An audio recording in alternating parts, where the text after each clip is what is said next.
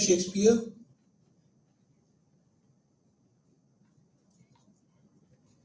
And what did we have this anxiety that we don't have a writer like Shakespeare? We picked up Kalidasa and called him as the Shakespeare of India.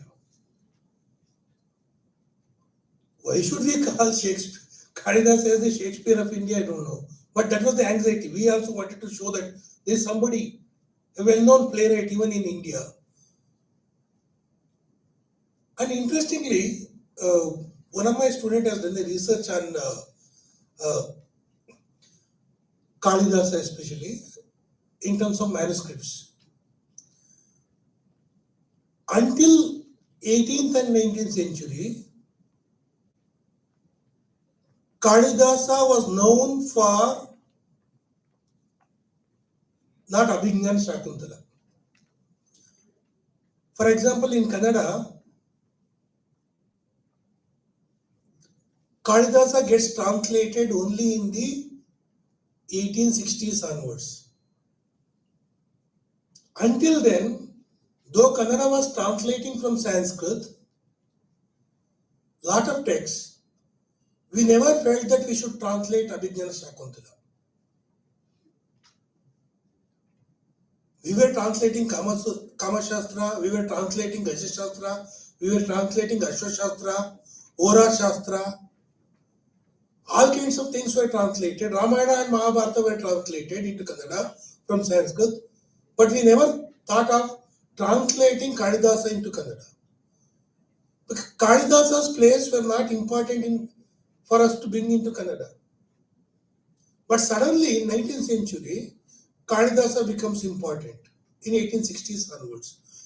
The story that I am telling about Kannada is more or less true of other languages in India too. This is the time when Kalidasa's plays, especially Abhignan Shakuntala, gets translated into Indian languages.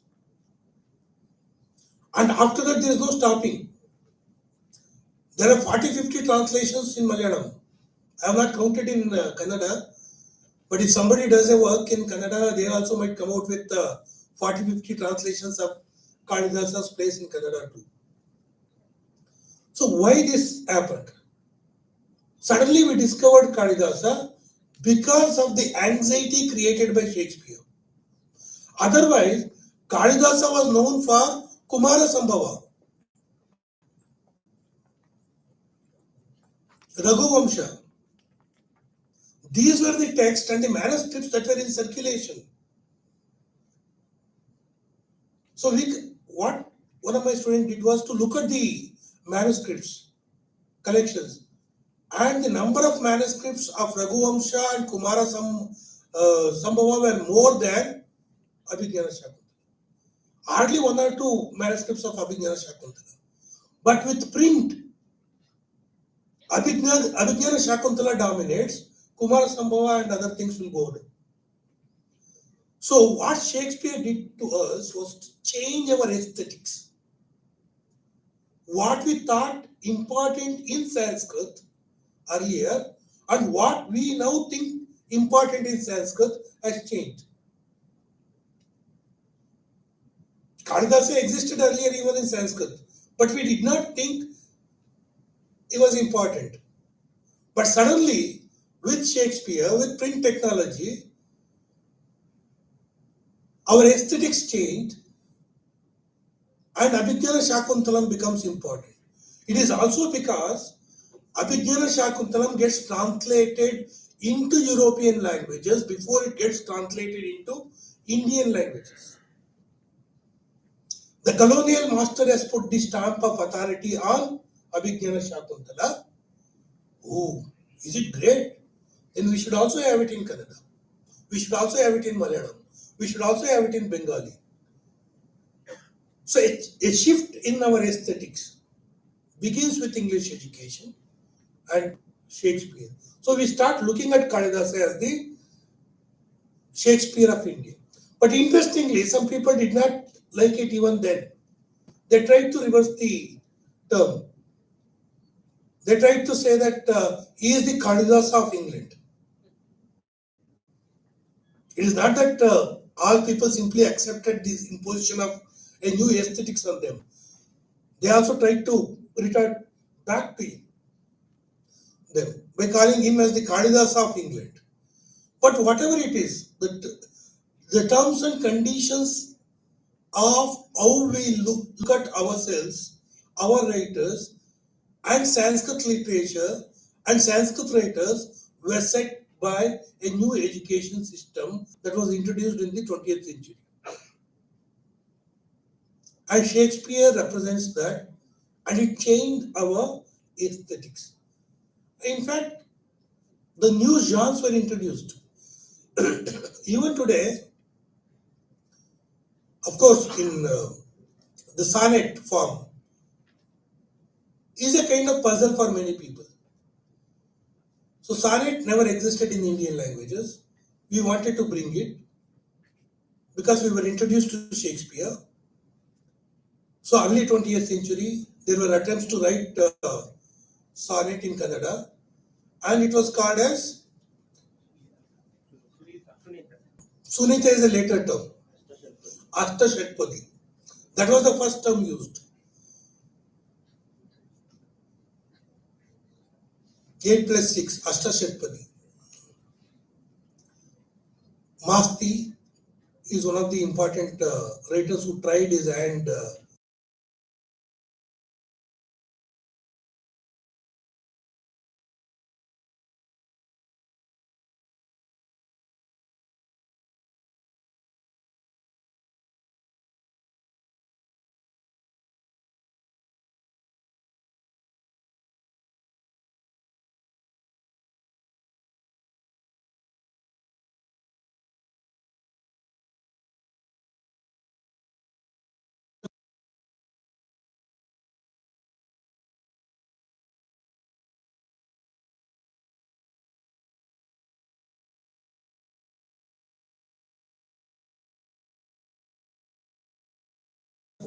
Now it has become popular. When I ask you sonnet, you say Sulita. In that sense, a new forms came to us through this English education and through Shakespeare. And the place itself, the proscenium theatre is completely new to us. We did not have a completely proscenium theatre in India. Though we might claim about Bharata's Nati Shastra and things like that, it was always a makeshift theatre. No permanent proscenium theatres existed in India. And in fact, though we have playwrights in Sanskrit, we hardly come across performances of these Sanskrit plays in India, except for the Kerala, where there are Sanskrit plays performed in the Kutambulam, that is in the temple premises. We don't hear about performances of Sanskrit plays in India. So they were more for reading rather than for performing, I would say. In spite of having Bharata's Natya Shastra, which is a compendium on how to perform things and what are the instruments that is necessary for performing and things like that. So the proscenium theatre was completely new. We had Bailata and other things, Yakshagana, these performing arts. But theatre was completely new, and it comes to us again through colonial period when the British were here. They invited some troops to Bombay, Madras, and Calcutta to perform for their own entertainment, and it was introduced to us, and then we also started imitating them. And in Bombay and in Bengal, this theatre activity began in Indian languages, and mainly in Kannada, it was the influence of Parsi theatre in Bombay. So this Parsi theatre is again an interesting thing vis-a-vis Shakespeare. They performed all kinds of plays. They took stories from Perso-Arabic sources. They took stories from Shakespeare, and they also took stories from Sanskrit and also from folklore. The source was immaterial to this proscenium theatre. So in that sense, a kind of what I would say, the modern theatre in India is a kind of multi-source cosmopolitan culture. So it was English theatre, Shakespeare, folk, Perso-Arabic sources, all combined together. If you look at a play, you don't know whether it's coming from Shakespeare or is there a Perso-Arabic tradition. There was a kind of confluence of different cultures in that sense of this modernity. But if you look at these in the theatre form, but if you look at the translations of Shakespeare, there is written literature, not in the performance, which come as translation for reading or for even studying for even pedagogic purposes to be prescribed as textbook in the schools. The translations are very interesting thing. There are translations which we call as adaptations. And again, what is this adaptation? We need to probe it further. Yes, changing things, not translating as it is. What do you change? The names of the characters? There is renaming. It is not adaptation. Then what is adaptation? If Hamlet becomes Hemanta, is it called adaptation or is it renaming? What should happen to call it as adaptation? The term adaptation itself, though it is used uh, in literary studies, I think it is highly problematic and we need to look at it. And also the word appropriation. What is appropriation? Who is appropriating whom? This is also the question of self and other. Are we appropriating the British and redefining ourselves in the colonial context as Indians, as Kannadigas? Or we are becoming like them? The self and other are not completely opposite. And one is there to finish up the other. There is a dialogue. The self needs the other to define itself. Without the other, the self doesn't exist. In fact, even if the colonial self needs another, even the identity of England or the West gets created only when it encounters the East, the colonies. When they came to India, they saw that there are languages with thousands of, they saw languages which has the history of thousands of years, which they did not have. Then the British had to reinvent themselves by going back to the Greek tradition. The Renaissance has much more to do with colonialism. Because otherwise, the master would be inferior to the colonized in terms of culture. So it was necessary for the colonizer to go back to the Greek tradition, Latin tradition, and appropriate it to construct a grand narrative about the West. So when they encounter the East, they have to redefine themselves. And if you look at again Bharata's Natya Shastra, the discussion is more about dating it. Whether Aristotle's poetics is older than Bharata's Natya Shastra or Bharata's Natya Shastra is older than Aristotle's poetics. Who gave the poetics first? Finally, it gets settled that Natya Shastra came after 200 years. Because Aristotle's poetics is first. So it was a kind of contestation that was happening about whose tradition is great during that period. And Shakespeare plays a major role in that. And it is not that if that was happening in the research area, in dating the earlier texts, If you look at the translations, Arish Trivedi, who has looked at the Hindi translations of Shakespeare, says that in one of the plays, they are discussing about the map, and the England is in the forehead of the map. That in England is the in the forehead. If you look at the map as a kind of human form, England is in the forehead. So that is a prominent country there in Shakespeare play. But in Hindi, what happens? Where is England? It is in a place where no one can see. That is in your bottom.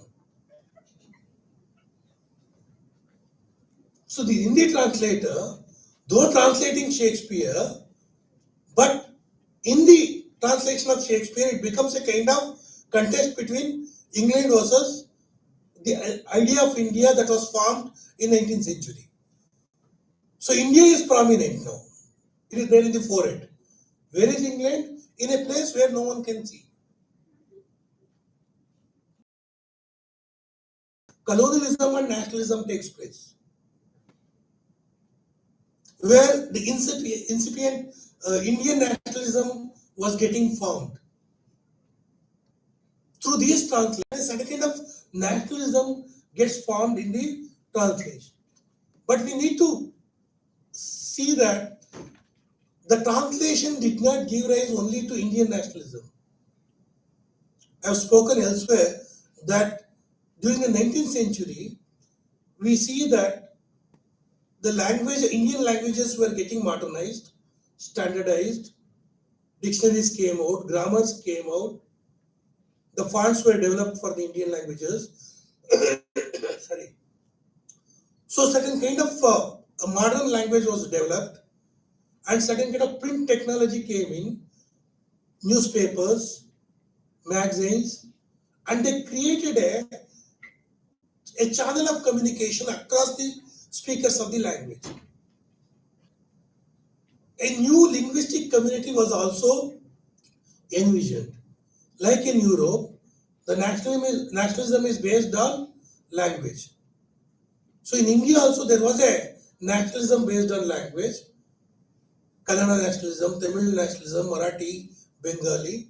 But soon in the Bengali context, by the 1880s itself, Bengali nationalism gave rise to Indian nationalism.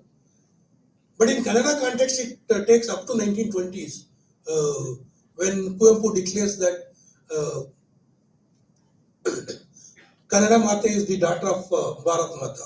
So by creating them as mother and daughter, they come together. Otherwise, until then they were going parallel to each other.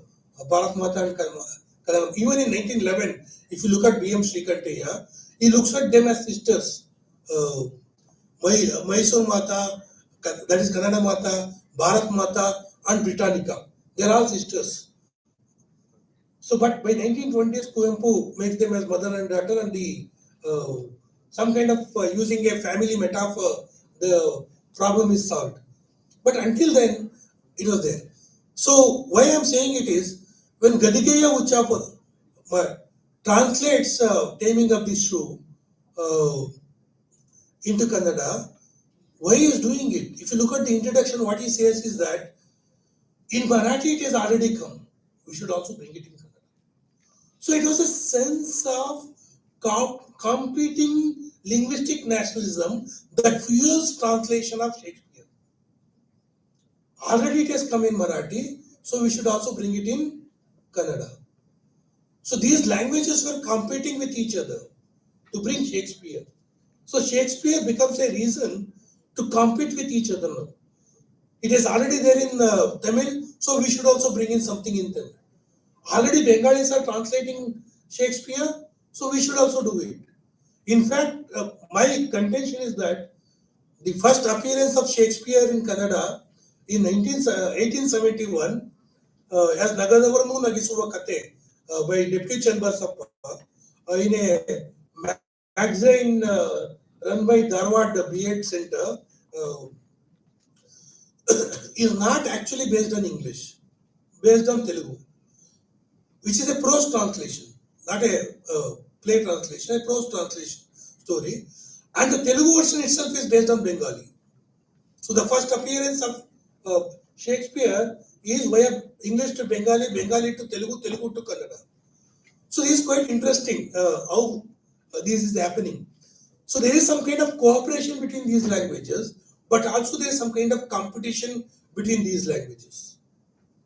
So it is one Indian nationalism is playing in transforming Shakespeare while bringing him in here, and also linguistic nationalism is also there, which conditions the way we bring in Shakespeare into Indian languages. And then the other point that I would like to make about is there were other factors too during that period, not only Indian nationalism and linguistic nationalism in India, community competition. These are imagine Indian community or linguistic community, Kannada community, they are imagined communities. But there are also communities which had other bases. For example, when Merchant of Venice is translated into Kannada, how do you translate it? Because the Merchant of Venice, there is a conflict between a Jew and a Christian.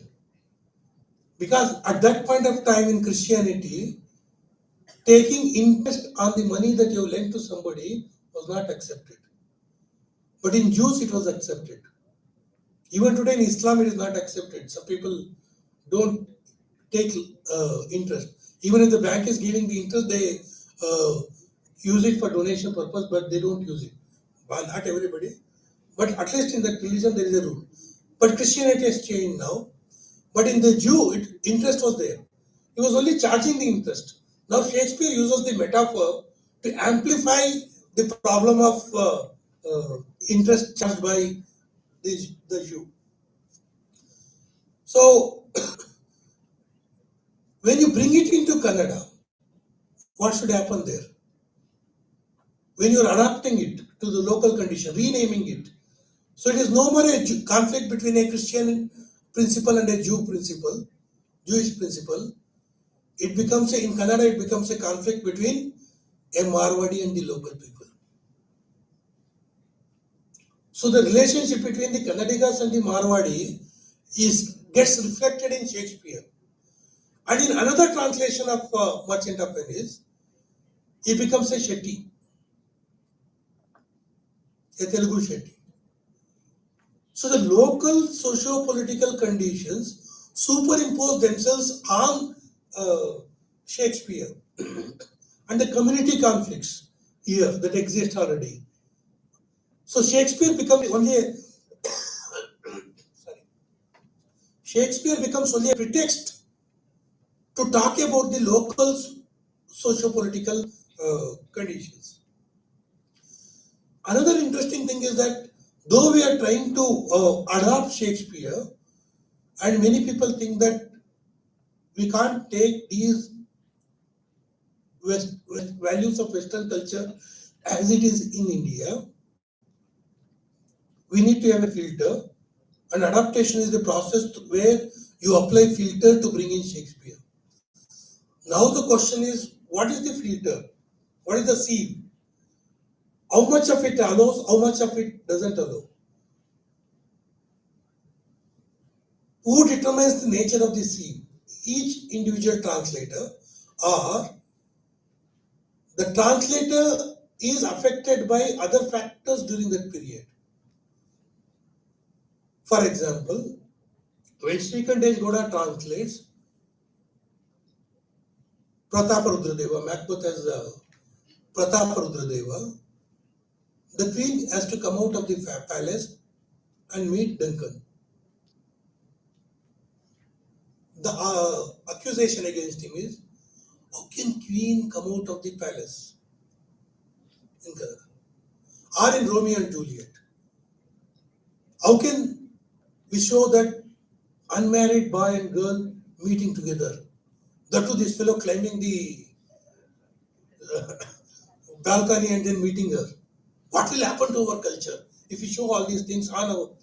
That if you are showing it as in their name, okay, it happens there. When you adopt it, you are giving them Indian name. That means we are also doing it. So this also created anxiety. There was a lot of discussion about the impact of Shakespeare on the gender roles.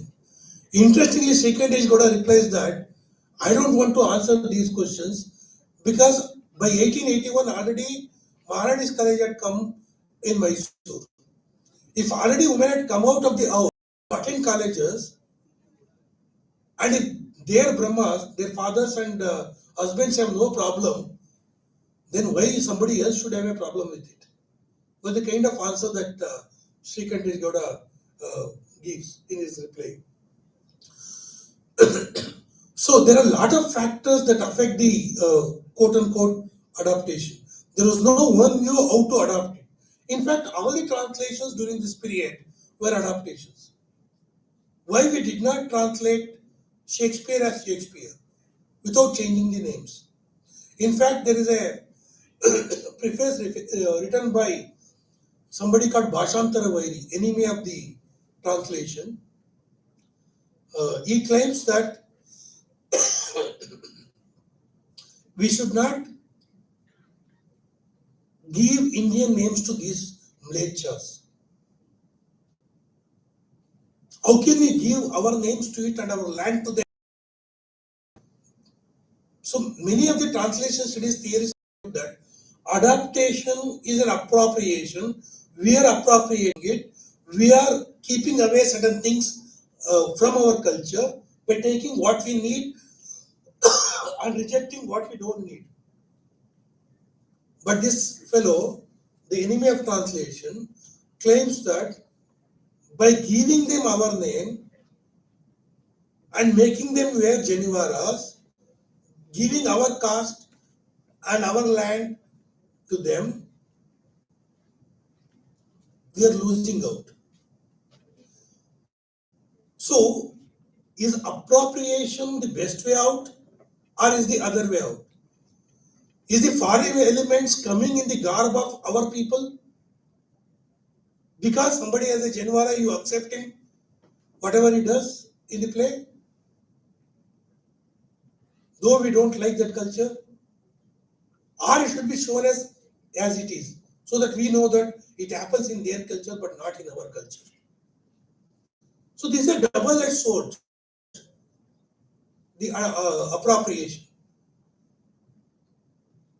But it is interesting to see what is the impact of these translations on our society, whether it is in terms of gender issues, whether in terms of community relations. But more or less, the studies on Shakespeare's adaptations, either on stage or into other languages or into cinema, there are 4 or 5 volumes that have already come out on these issues in the Indian context. If you look at, there are talk about adaptation, appropriation, but what is the impact of it? What is adaptation? What did you appropriate? And what did you do to Shakespeare? Or what did Shakespeare do to you? That we are not able to see properly. That is more important to see and understand, because, for example, tragedy. Tragedy as a form did not exist in Indian tradition. That was one of the debates that happened in the late 19th and early 20th century. Why we don't have a tragedy? Because in Aristotle's Kavya-Mimamsa, Aristotle's Poetics, Aristotle claims that tragedy is the highest form a civilization can achieve. It is better than the epic. That's how Aristotle was translated. Now the new translations of Shakespeare tell us that, Aristotle tell us that because Aristotle was translated in 19th century into English, in 19th century in England, there was a air of evolutionism. Somebody read Aristotle in terms of an evolutionary theorist of chance. So, Aristotle came in, Aristotle's Poetics comes into English translation, and there we see Aristotle being a evolutionary theorist of John. Okay, comedy, then epic, then tragedy is the highest form. A civilization can have. We have started epic in India. We don't have tragedy, so there was some kind of anxiety again. A lacuna we felt. The lot of arguments. Some people went on to argue that what is Ramayana and Mahabharata? Ramayana, look at it. Nothing but uh, tragedy of Sita. So we don't have tragedy, but we have tragic elements in our epic. This is the argument by Bendre in his writings. So we have made some kind of arguments to say that even we have tragic elements and things like that. But when Shakespeare was translated into Kannada, most of the tragedies were not tragedies in Kannada. Romeo and Juliet will not die. The God will come at the end and he will sprinkle holy water on them and they will come to life. And they all pray to God and the play ends. Until 1931, when D.V. Gundappa translates Macbeth as Macbeth, we all had this kind of transformations. Translating as it is happens only in 1931. What does it say to us? That we did not know how to see them. Some kind of anxiety to change it, to modify it, to hide it, like copyright when we do it. In fact, I wanted them to show this slide. This is a chat GPT answers to Shakespeare in India and Indian languages. So I deliberately wanted to put it up there so that what I say and what chat GPT says has to be visible. So chat GPT cannot actually replace researchers. And it's a challenge. If you're repeating the same thing that has been already said and that is already available in the public domain, then you are not a researcher. So every researcher should use it so that they don't repeat it. Why I am saying it is, we all do this kind of thing. What ChatGPT has done is, it is trying to give a very acceptable answer to the questions. And we have all done it. In MA, for example, if I did not know the text, especially in NET exam, we had a descriptive writing during that period. If there's a text which I had not read, but I know who is the author and to which period that author belongs to, okay, restoration period. Okay, apply the characteristics of restoration to that particular text and write about it as if I read the text. Same thing the chat GPT is doing. It claims that Lankesh has translated Shakespeare, but I don't see any translation by Lankesh in Kannada, and it also gives the name. And somebody who has not read Lankesh might even believe that maybe he has written. Even I had to search again. Maybe I have missed something. So, when copyright is there, in order to escape from the copyright, we make certain changes so that the original is not visible in the translation because of the copyright problems. In films remake also it happens. We take the story from there, but we modify it so that we can say it is inspired by it, but it is not actually translation. So we don't have to give credit to it. We don't have to pay royalty to it. These translations were also like that in the late 19th and early 20th century. Because the copyright law had come, maybe there were copyright issues, but we gained confidence by 1930s to translate them as it is without any anxiety. So this 1880s to 1930, 50 years period was a kind of period where we suffered from some kind of anxiety vis-a-vis Shakespeare, where we couldn't negotiate Shakespeare on his own terms. We were trying to translate him into our terms and negotiate with him. But by 1980s onwards, we had a different way of negotiating with Shakespeare, in Kannada especially. We have 3 plays in Kannada which are not translations of Shakespeare, which are on Shakespeare. H.A. Shivprakash writes a kind of story of Shakespeare using Shakespearean plays. So he's writing a play on Shakespeare using Shakespearean plays. And then we have uh, Nataraj Odia writing about Shakespeare Manege Bandh. And then the play that we are going to see today evening is also about Shakespeare's life. So now, by hesitatingly translating Shakespeare and then translating Shakespeare as it is without any modifications, now we are also writing the plays on Shakespeare. That shows that now we are come out of those anxieties. Now we can sorry, make statement on Shakespeare and Shakespeare's life in an authoritative way in Kannada. But the research on Shakespeare, as I said, already 5 volumes have come out on, in the Indian context. Individual articles, dissertations are also there are numerous if you search uh, on the net as well as on the various databases. And in Kannada itself, Shakespeare has fascinated not only our Basraj donor. This is the second conference that he has organized. Earlier also, one was organized in this university. Shah Balurao has written a book, Shakespeare Ge Namaskara. So where he tries to bring in all that is available about Shakespeare in Kannada. And then Ramchandra Deva's PhD, Shakespeare in Two Cultures in English, which was also translated by himself into Kannada. Shakespeare ಎರಡು ಸಂಸ್ಕೃತಿಗಳಲ್ಲಿ is also there. And T.S. Satyanath has also worked extensively on Shakespeare in Kannada. So in that sense, we have a tradition of working on Kannada, apart from translating it and apart from writing now plays on it. So what I want to say now is this adaptation or appropriation could be various, could perform various functions.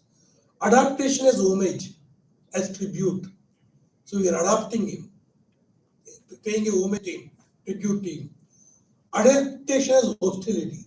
We don't want to acknowledge it. So you take him, but don't give credit to him. Be hostile to him, modify it, and present it. And adaptation as pretext. You use it only as a pretext to say what you want to say. Because he's already popular, use him and say what you want to say.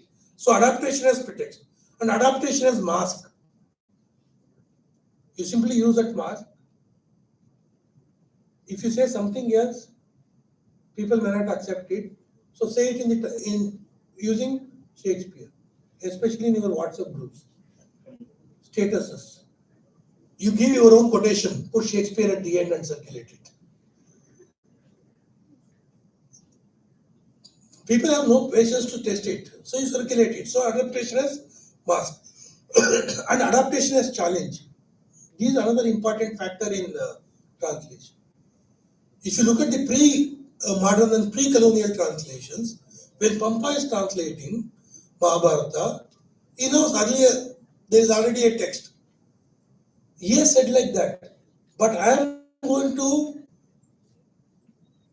use a style of Marga and Deshi together and say it. And somebody else will come and say, he has said it in Champu, I am going to say it in Shatpadi. So it's a challenge. It's a homage when you are translating it again, but it's not a challenge. He has said it like that, I am going to say the same thing in a different way. So Shakespeare has written like that, let me write like this. So adaptation as challenge.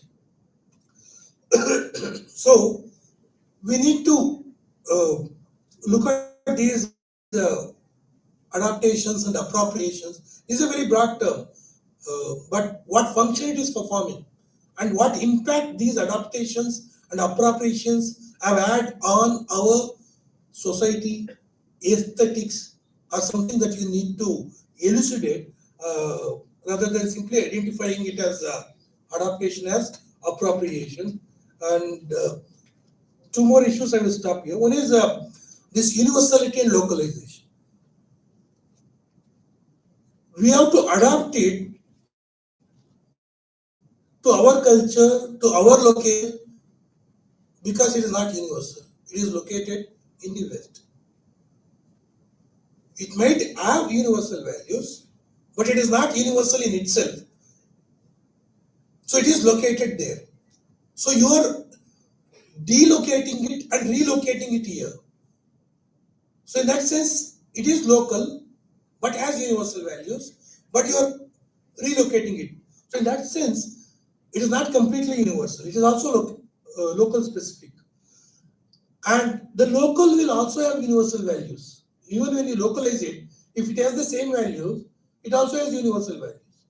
So this looking at this universal and local as a kind of dichotomy is also problematic. Localization, people have spoken about globalization and globalization.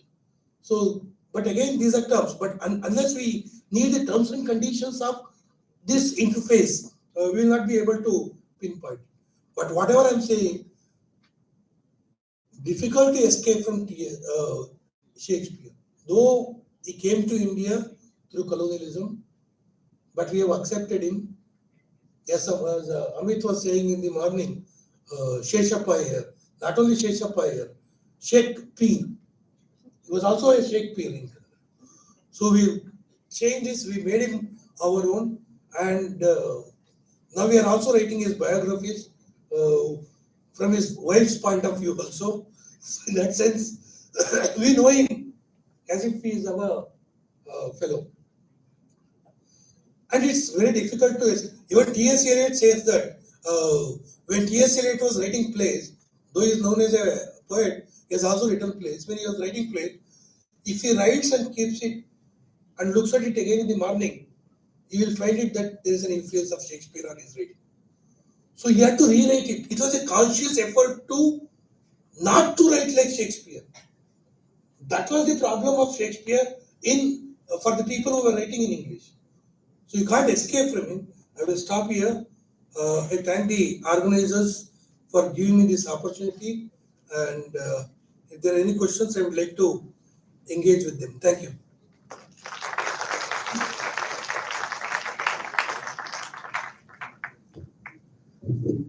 Thank you, sir. That was indeed an engaging talk. In the whole, talk, there were several of the issues, aspects which were mentioned.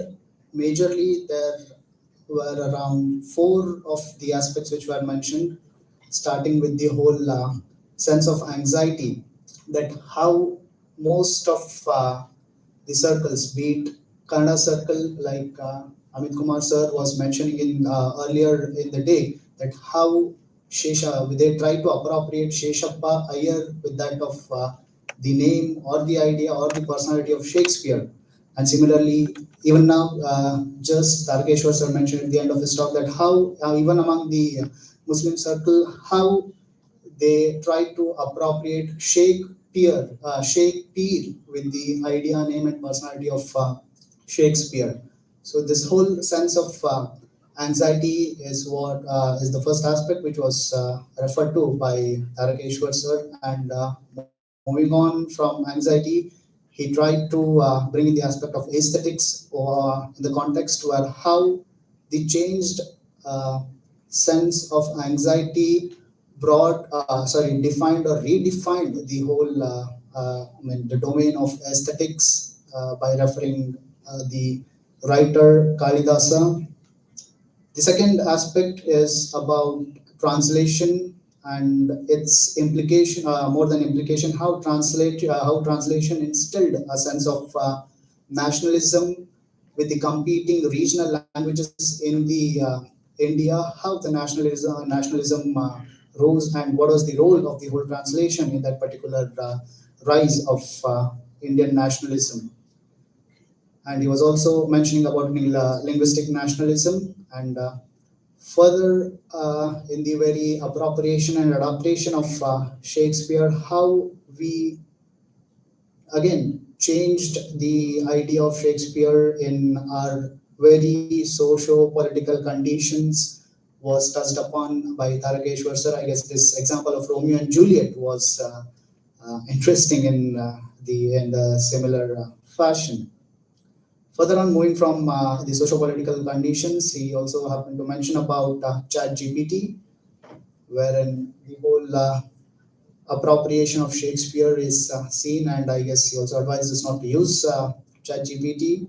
Further on, again, adaptations in terms how we adopt Shakespeare and the very implication of it in terms of using Shakespeare as a mask, as a pretext, and as a challenge itself.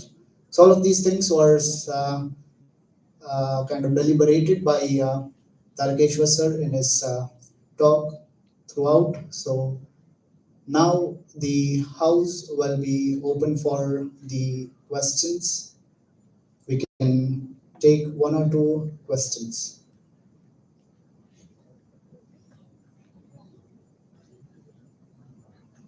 Lunch is ready. I'll come to that, sir. Tarakeshwar, I was curious about this Ashtashatpadi. That's a Petrarchan form, right? When Masti and others were using it, calling it Ashtashatpadi, were they just looking at 14 lines? Or were they really seriously looking at the Shakespearean sonnet? Because it was different in form from Ashtashatpadi, the problem resolution, whatever that you find in Petrarchan. So, were they aware of this difference, do you think? In Atting Narayana in Angla Kavita, Sara Kavitavali, there are two versions. He has translated Shakespeare, uh, but he also uses Shakespeare. And Sunita, I read it long back. Sorry, not Sunita. Balara by Masti, 1998. I think he was the first one, much before even TMD. I think Masti wrote this. He uses the word Ashtashatpadi. Whether they are Petrarchian or the Shakespearean, we can't know because it is his own. So he is writing his own. He is not translating here, Masti. Uh, but the question that you are raising is interesting. We need to uh, cross check it again. But attending Narendra has translated Shakespeare's sonnet and used Ashtashatpadi word, I think. And Masti, but if others have done the translations, there are also S.G. Narasimha Iyengar, Narasimhachar and Narasimha Iyengar, Krishnamaya, textbook writers. Their poems were part of the textbook during that period, late 19th century and early 20th century. That I have not been able to lay my hands on the text per se. So I've heard about it. So unless we cross check it, I will not be able to confirm it. Now, have they used the rhythm, rhyme scheme of the Petrarchan sonnet, or what is the influence other than 14 lines? 4 plus 2. I think when translating it is 4 plus 4 plus 4 plus 2 in Rhyme A, scheme. B, C, D, C, D, E, F, E, F. Mm. That is also there. Right. But I have to again cross check it.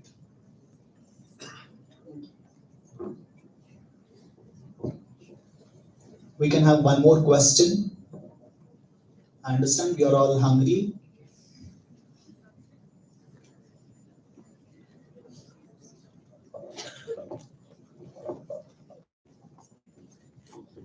Thank you, Professor Tarakeshwar sir. It was an insightful lecture. I just have one basic question. You have been speaking about Aristotle's Poetics, and you also made, a kind of statement about Shakespeare following his own model. We, in the Western intellectual tradition, we take Aristotle as the person who gave rise to all these genres and so on. Shakespeare during the Renaissance era, he negates all that Aristotle spoke with regard to the tragedy, and he comes up with his own model. So we are aware of the fact that Shakespeare did not go to the school, or I don't know how to put it, but how can he do that? Because the entire intellectual tradition of the West thinks Plato and Aristotle as the key figures on whom the entire tradition is built. All of a sudden, we have Shakespeare in the Renaissance era questioning Aristotle. What is your take on that? I don't see it as questioning Aristotle. There is Aristotelian notion of tragedy, which itself is not prescriptive, which is descriptive. He looked at the tragedies that existed in the in his time and came out with a theory of poetics. So in that sense, there is Greek tragedies, and they have certain characteristics. And if you look at the Shakespearean tragedy, they have a different characteristics. Now we call it a Shakespearean tragedy, differentiated from Greek tragedy. And then now if you look at the modern days, uh, from Ibsen onwards, we call it as modern tragedy, where common man becomes from noble to the common man. So there is a change in that. We don't see them as opposing each other. So I don't think Shakespeare was interested in opposing Aristotle. Maybe he wouldn't know about Aristotle, but he knew about the stories in the Roman Empire and things like that. He took them and then he modified them. He was a performer. He was writing for performance. He did not write like the modern day playwrights. And in fact, we don't have printed version of his plays too. What we have is folios, and there are differences among the different manuscripts that are available. So we have put together and we have now constructed a definite Shakespeare, and then there are various editions too. So in that sense, Shakespeare. That Christopher Marlowe is the pre-dawn light that ushered in the auroral sunshine of Shakespeare. Where is Shakespeare without Marlowe? There must have been some tradition elsewhere, but you take Dr. Faust, Joe Malta, any of his plays, and especially his blank verse was the face that launched 1,000 ships and burned the top. The whole rhythm. Shakespeare did have some models earlier, which perhaps he followed, or might have, innovated and used. But I'm sure there must have been some, because after all, one of our questions in our own time was, what is the difference between a Shakespearean tragedy and an Aristotelian tragedy? This used to be one of the questions in our Shakespeare paper. Sorry to interrupt you. So in that sense, we are now codified Shakespeare text and looking at it. But we have to look at it in his own context of the performances. And the performances that have gone on even after Shakespeare too, how they are looking at it. Now, we make it classical now. He was more folk, I would say, because each performance would be different from the other. The theatre people would know. But now we have freezed in and using a kind of codified Shakespeare. Otherwise, the plays would have been different. You would have modified after looking at the first show. In the second show, you would have made certain changes. In the third show, you would have made some changes. Or you would have incorporated something else depending on the audience. Okay, I'm performing here. Today, these people are there. Let me add one more line, two more lines to please them. Our folk performance have this kind of sense. So he was a amazing, I would say, composer. I wouldn't use the word writer because writing is what we do today. At that point of time, he was composing plays and then giving it to them. So in that sense, it's different. I don't know whether I answered you. All right. Thank you, everybody. I would like to take this opportunity to thank Professor Bhosle sir for his SFL interpretation of King Lear. Likewise, I would also like to thank Professor Tarakeshwar sir for his very engaging